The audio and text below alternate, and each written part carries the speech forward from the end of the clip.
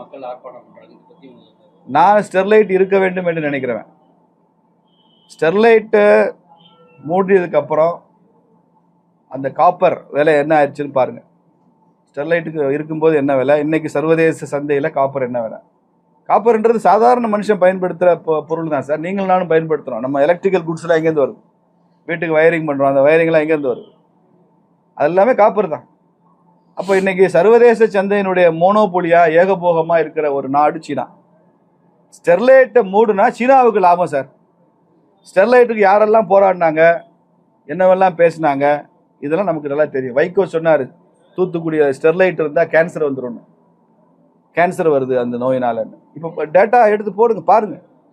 தூத்துக்குடி மாவட்டத்தில் கேன்சர் எவ்வளவு பரவி இருக்கு, மதுரையில் எவ்வளோ கேன்சர் இருக்கோ, விழுப்புரத்தில் எவ்வளோ இருக்கோ, சென்னையில் எவ்வளோ இருக்கோ, திருநெல்வேலியில் எவ்வளோ இருக்கோ, அப்படிதான் தூத்துக்குடியும் இருக்கு.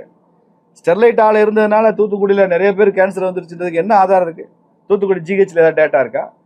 தூத்துக்குடி மாவட்டத்தினுடைய அந்த சுகாதார அதிகாரி, ஹெல்த் ஆஃபீஸர் இருக்கார், அவர்கிட்ட ஏதாவது டேட்டா இருக்கா? ஒன்றும் இல்லை. சீனாவுக்கு லாபம் சார், அவ்வளோதான். இதுலேருந்தே இந்த ஒரு வார்த்தையிலேருந்து இதை புரிஞ்சுக்கலாம். ஸ்டெர்லைட் திறக்க வேண்டும். ஸ்டெர்லைட்டை மூணதுக்கப்புறம் அங்கே எவ்வளோ கண்டெய்னர்ஸ் போக்குவரத்து குறைஞ்சிருக்கு, தூத்துக்குடியில் எவ்வளோ வாடகை வீடுகள் காலியாயிருக்கு, தூத்துக்குடியினுடைய டிராஃபிக் வருமானம் எவ்வளோ குறைஞ்சிருக்கு, தூத்துக்குடி மாநகராட்சிக்கு வருமானம் எவ்வளோ குறைஞ்சிருக்கு, எல்லாத்தையும் எடுங்க சார். ஒரு பெரிய தொழிலை நான் மூடுறேன்னா என்ன அர்த்தம்? சரி, அதை தாண்டி அது சுற்றுச்சூழலுக்கு பாதகமாக இருக்குன்னா அதை சரி செய்வதற்கு என்ன வழின்னு யோசிக்கிறோமே தவிர, அது தொழிலை மூடுறது எப்படி? கம்யூனிஸ்ட் கட்சிகள் நாசமாக போனது காரணமே இதுதான்.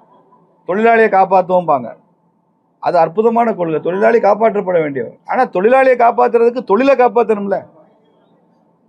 பிஜேபி என்ன சொல்றான்? தொழிலை காப்பாற்றணும், தொழிலாளியை காப்பாற்றணும்னு சொல்றோம். கம்யூனிஸ்ட் என்ன சொல்றாங்க? தொழிலை அழிச்சிடணும், தொழிலாளியை காப்பாற்றணும். எப்படி சார் இது? தொழிலை அழிச்சிட்டு தொழிலாளியை எப்படி காப்பாற்ற முடியும்? அதே மாதிரி தான் தொழில்கள் வளரணும். குறிப்பாக தென் மாவட்டங்கள் தான் இந்த மாதிரி பிரச்சனை வருது.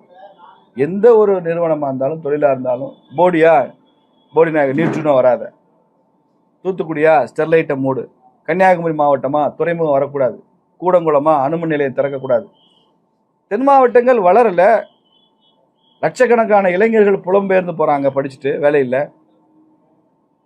அவனுக்குலாம் இந்த மாவட்டத்தில் இருக்கிறதுக்கான வழியே இல்லை. எல்லாத்தையும் மூடுன்றீங்க. இந்த கன்னியாகுமரியில் துறைமுகம் வந்திருந்தா எவ்வளோ பெரிய உச்சத்தை தொட்டிருக்கோம், யோசிச்சு பாருங்க. இந்தியாவிலேயே தமிழ்நாட்டில் மாத்திரம்தான் 3 மேஜர் போர்ட் இருக்குங்க. 3 மேஜர் போர்ட், பெரிய துறைமுகங்கள், தூத்துக்குடி, சென்னை, எண்ணூர். இந்த கன்னியாகுமரி துறைமுகம் வந்திருந்தா அது மேஜர் போர்ட். 4 மேஜர் போர்ட் வந்திருக்கும். இந்தியாவில் 4 மேஜர் போர்ட் இருக்கிற எந்த மாநிலம் கிடையாது.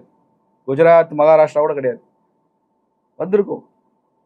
இப்போ நாம ஒரு ஆன்டகனைஸ்டிங் பாலிடிக்ஸ்.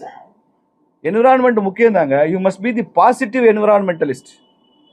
நீங்கள் என்விரான்மெண்டல் ஆக்டிவிஸ்டாக இருந்தீங்கன்னா பாசிட்டிவ் என்விரான்மெண்ட் ஆக்டிவிஸ்டாக இருக்கணும். எல்லாம் நெகட்டிவிசம், எல்லாத்தையும் மூடு, எல்லாத்தையும் ஒழிச்சிரு. அது தென் மாவட்டங்கள் இது அதிகமாக நடக்கிறத பார்த்துன்னா எனக்கு ரொம்ப பயமாக இருக்குது. இதுக்கு பின்னால் ஏதோ ஒரு சர்வதேச சதி இருக்குமோன்னு பயமாக இருக்குது, அச்சமாக இருக்குது.